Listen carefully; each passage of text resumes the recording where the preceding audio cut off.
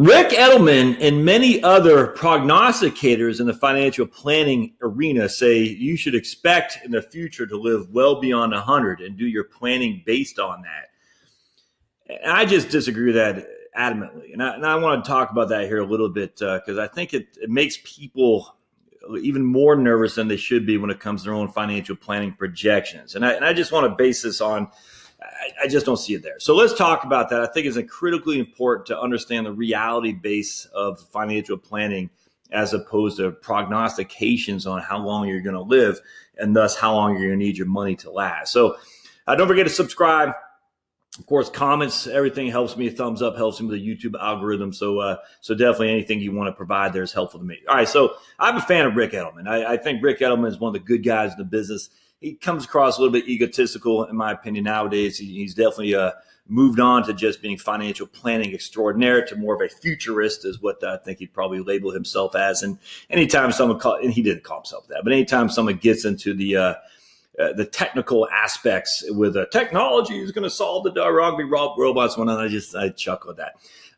Rick Edelman did a talk on a podcast I listened to from Michael Kitces' podcast, which talks about you're probably going to need 4 careers through your life for a newborn today. And essentially the idea was, you're going to live, your first career will be to your 40, your second career till you're 80, your third career to your 120, and so on. And I challenge that. But I get what he's saying. I mean, he's saying, look, you can't expect to just die at 77 and basic Social Security. I get that. I think he's trying to be a little bit counterintuitive and towards a challenging your thought process on your own life expectancy.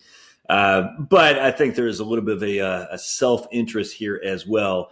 And what I mean by that is if you're not saving, if you're not investing, if you're not using the various funds and stuff that these guys offer, you could be a poverty when you're 83 years old and still alive and kicking when you could have had a second career. I don't know.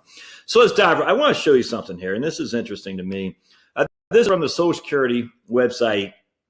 And they say a man today reaching the age of 65 can expect to live until he's 84.3.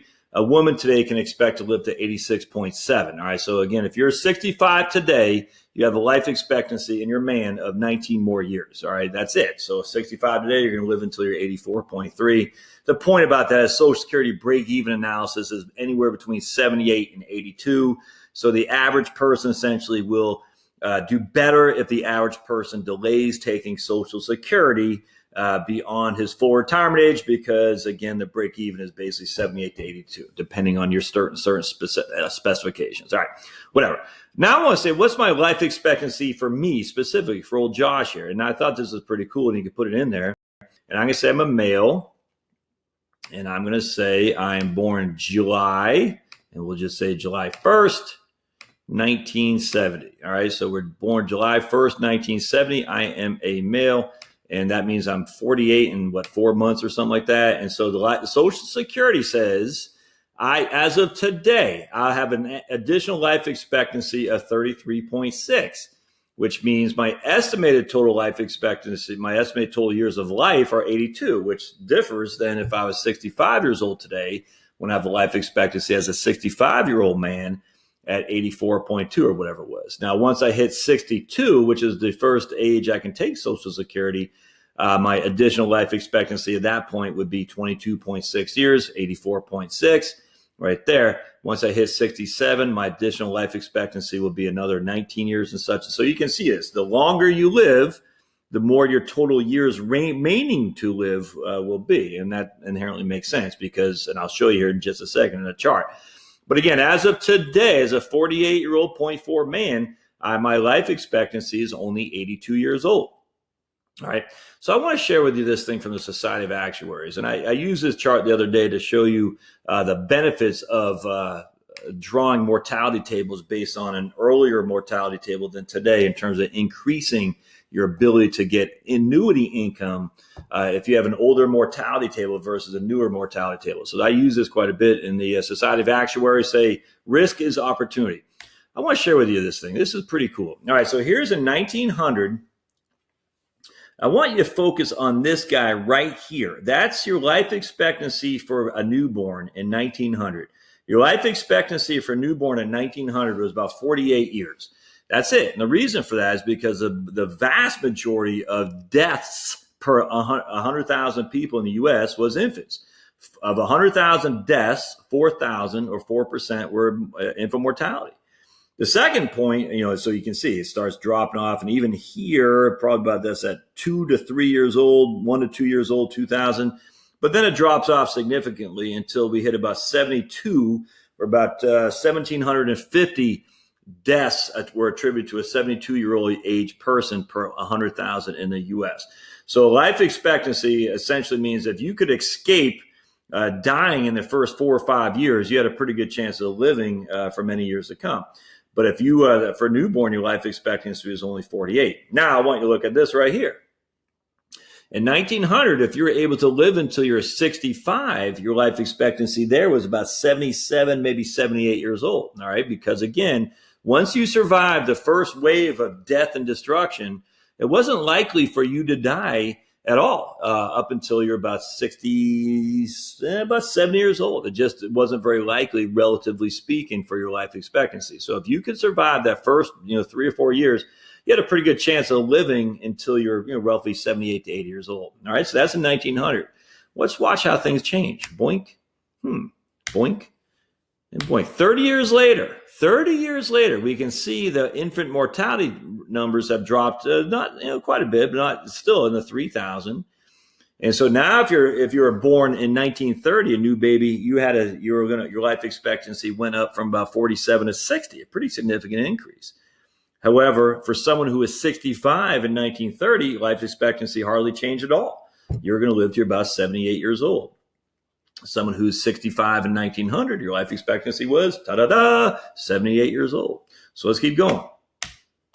60 years later, a newborn had basically 2,000 of every 100,000 deaths were attributed to newborns. Yet the majority by far of deaths per 100,000 people were people around the age of 80, as the tip was right here. And that just says the infant mortality is declining rapidly, which means people are living longer, which means longer living people are dying more so than babies. And so you can see that here.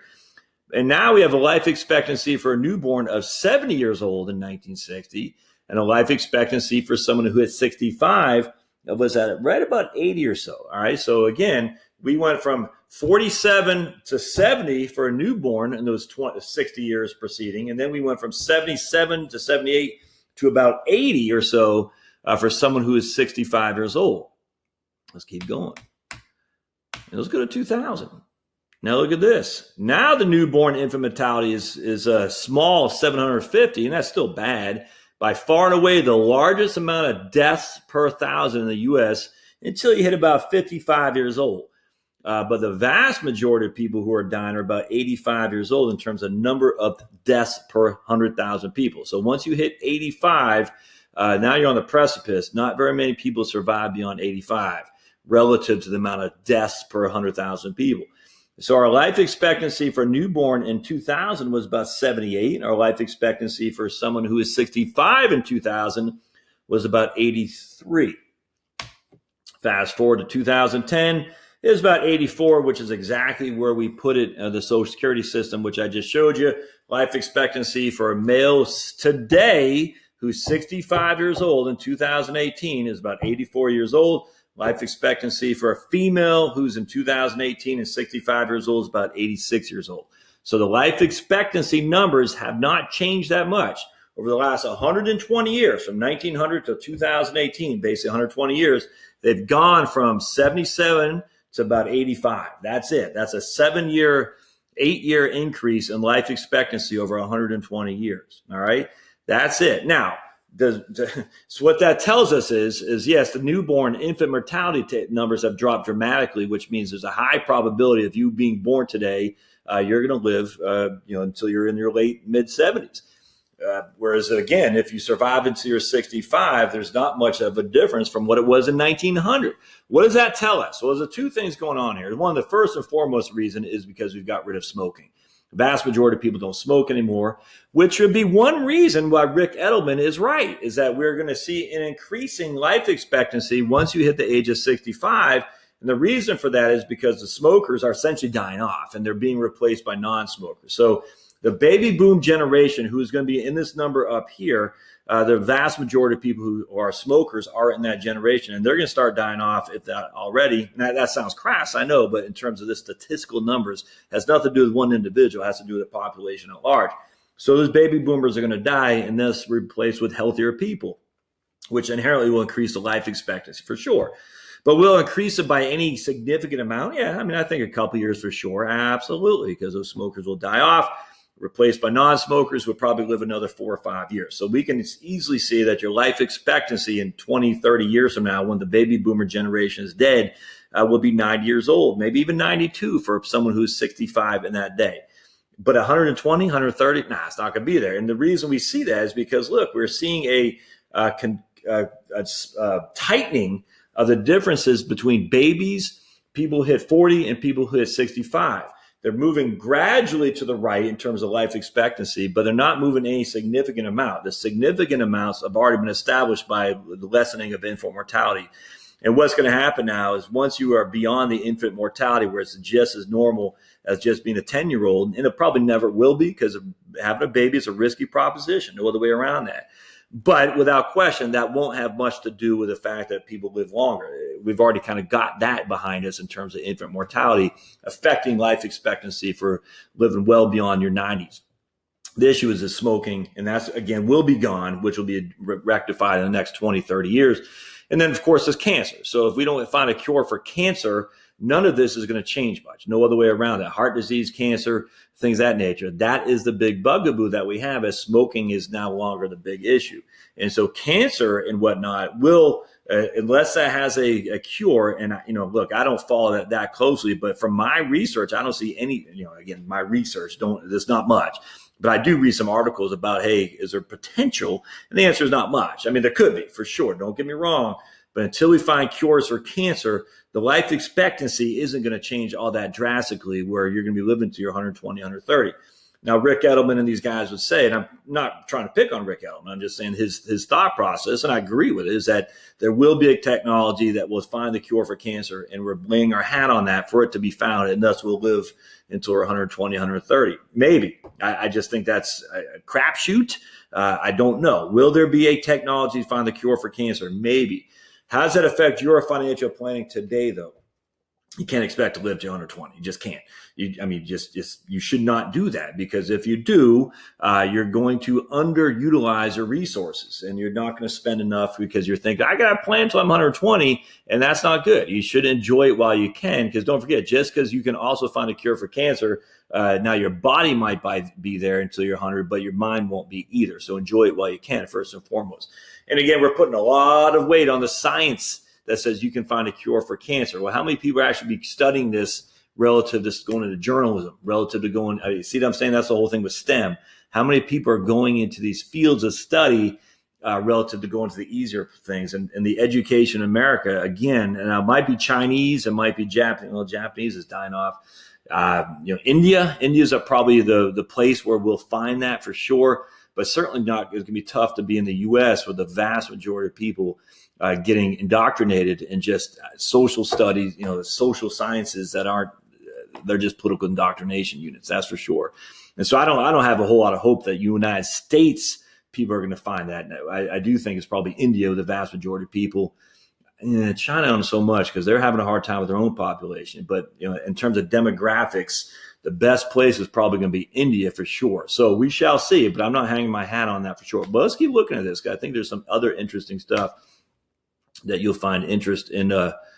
If we can get there we go. All right, cool. So I want to show you something else here. Why is it not? There we go. Okay. So yeah, right here. So we got changes over the century. All right. So here's, again, that's that table I just looked at. And you can see the graph. This is 1900 in blue. Light gray is 1950. Dark gray is in 2000. And you can see the infant mortality just drops off a cliff. And so the dark gray is at 500. Now we're seeing the chart, the mountain graph, move to the right and up, which means older people are living longer and longer and longer, which means they're not dying as early, which means they're dying a whole lot later. But you can see not a significant difference here between the 100 years that we had before in terms of the number of deaths. By far and away, the vast majority of deaths now are people in their 80s and 70s and 80s, without question. Whereas before, once you could, is children. So that's interesting to me. Life expectancy improvements. The light gray is if you're 65 years old, and just not much. I mean, look at that. From 1900, about 78, to 2000, about 82. That's a life expectancy improvements. The vast, drastic one is for infant mortality, 40 to about 78. And that, again, the point is cancer is killing us for sure, heart disease and that things. And I do want to show you, they do talk about obesity in this, and I think it's interesting. Let's keep going down. Life expectancy at 65. Again, this is just general population. If you're 65, 78 years old, and then at 1970, and if you're 65, you're 83 years old roughly in 2000. Just not a significant increase at all. Remaining life expectancy at 65 in 1970, your remaining life expectancy on average was 15 years. Till you're 80, and now it's about 17 years in 2000. Now it's about about 18 years, depending on if you're a man or woman. All right. So I just want to show you. So we talk about longevity factors and some of the stuff, and I frankly don't care. Women live longer. We know that. Life expectancy by county. I talk about this in another chart, but it's pretty interesting nonetheless. Orange is dying sooner, blue is dying later. In 1985, significant increase in life expectancy. And again, a lot of that's going to be because smoking, and we are living a little bit longer for sure, but don't forget now, it depends on your birth rate. If you can survive the first couple of years, there's likelihood you'll live pretty long. No other way around that. Tobacco use, right there. Lifestyle. Obesity is a current issue because tobacco use is taken aside because most people don't smoke. Obesity. U.S. obesity rates. And here's the thing, they're using BMI. And I've always body mass index. In some ways, I challenge that because I have a high body mass index, which says I'm obese. But I lift weights. I mean, I don't eat that badly. My triglycerides are low. My cholesterol is high. Cholesterol is just not a starter anymore. But because I work out, I'm a 5'9.5" frame body, and I'm about 190 pounds. I come as obese. So some people say we have an obesity crisis. And to some degree, I agree with that. Eating all the carbs, eating crap food for sure. But in others, it just depends on the situation, the individual. But without question, I mean, we have a higher obesity epidemic than we did before. And if we are going to use BMI, body mass index, to equate to obesity and earlier diagnosis of diabetes and heart attacks, and this will offset the gains we make from smoking cessation, whatever, it's declining. So if you have a decline in smoking, but we have an increase in obesity in mass on adults, we're simply going to have a longer and longer, more people dying, not because of smoking cancer or related illness, but because of obesity, heart disease, and diabetes and whatnot. And I just find that interesting for sure.